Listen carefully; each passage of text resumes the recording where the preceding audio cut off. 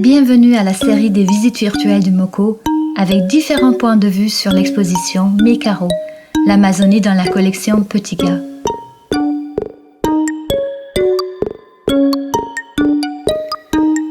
Aujourd'hui, Justine Vic, stagiaire de l'exposition, nous présente l'anthropophagie dans la collection Petit Gars.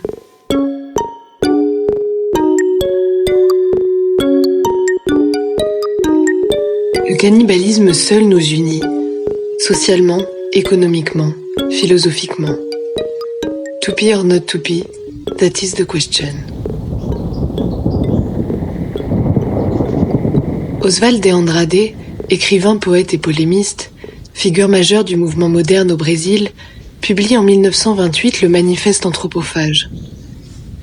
Texte fondateur, radical et avant-gardiste, le Manifeste anthropophage propose à travers la métaphore de l'anthropophagie et sa valorisation suprême un regard positif sur les cultures d'Amérique latine, ainsi qu'une vive critique d'un Occident colonisateur. Moquant l'intérêt moderne des Européens pour la figure du sauvage et du cannibale, Oswald de Andrade transforme ce tabou en emblème. Il invite ainsi à la dévoration symbolique du colonisateur, à l'absorption esthétique de ce qui a été, et prône alors la singularité de la culture brésilienne qui ne singerait pas la modernité européenne, mais la mangerait, la digérerait pour en offrir une toute nouvelle déclinaison. En détournant la fameuse phrase de Shakespeare « to be or not to be », en savant et provoquant calembour, le poète met en avant la culture des tribus indigènes Tupi, vivant au Brésil avant la conquête. Opposés au colonialisme européen, ces indigènes se sont battus pour ne pas devenir leurs esclaves et conserver les rites et coutumes qui leur étaient propres. Parmi ces rites, les Tupis pratiquaient notamment l'anthropophagie, qu'il convient de différencier du cannibalisme, qui considère la chair humaine comme simple pitance. La pratique de l'anthropophagie est quant à elle accompagnée d'un rituel allant de l'exécution jusqu'au festin et vise à assimiler le courage héroïque de l'individu. Dévorer Shakespeare, dévorer Dada, dévorer le surréalisme, dévorer la modernité. Dévorer toute forme de culture et en faire une force colossale. Dans l'exposition Mécaro, l'Amazonie dans la collection Petit Gars, on trouve dans les œuvres de nombreuses traces du mouvement anthropophage. Les artistes ont su s'imprégner de la culture moderne européenne, se l'approprier totalement et en sortir des productions originales avec un ADN unique, purement tropical. C'est notamment le cas dans la série de l'artiste conceptuelle Sandra Gamarra, Crisp Images in a Humid Environment, images nettes dans un environnement humide, de 2014.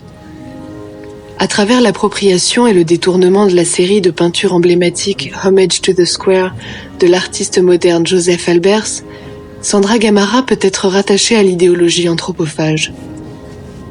Par l'insertion quasi invisible au centre du plus petit carré de portraits d'étudiants disparus lors des conflits armés péruviens dans les années 80, l'artiste met en avant l'histoire de son pays et la violence subie qu'elle oppose à une utopie moderne abstraite.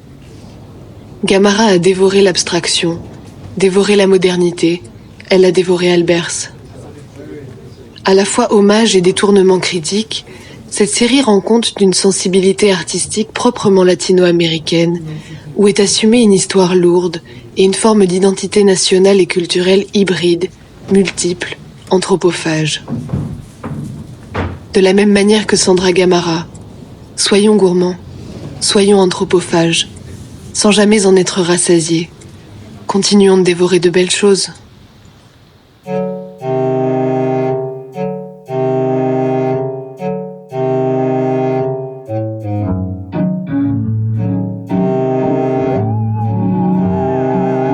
Merci à Sylvain Grout pour les génériques et le mixage. Merci à vous pour l'écoute.